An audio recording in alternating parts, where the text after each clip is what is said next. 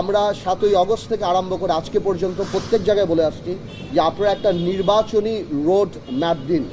নির্বাচন অত্যন্ত গুরুত্বপূর্ণ। নির্বাচন ছাড়া আপনারা যে সংস্কারের কথা বলছেন, সংস্কার একটা চলমান প্রক্রিয়া, আমরাও সংস্কারের পক্ষে।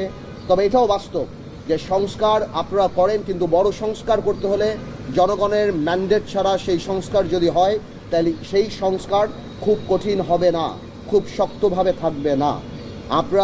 আমরা আগেও বলেছি, এখনও বলেছি যে আমাদের সাথে একটা চার্টার হতে পারে, সনদ হতে পারে, একটা সাইন হতে পারে। বড় বড় সংস্কার এই বড় রাজনৈতিক দলগুলি আপাতত দিয়ে দিয়েছে। যেগুলি সংস্কার শর্টকাট করে যেগুলি একমত হয়েছে সেগুলি নিয়ে একটা সনদ করাই যেতে পারে, সবাই সাইন করতে পারে এবং তারপরে এগিয়ে যেতে পারে। কারণ জনসম্পৃক্ত কোনো সংস্কার আগামী সরকার যদি ছুঁড়ে ফেলে দেয় তাহলে জনগণ তাকে প্রত্যাখ্যান করবে।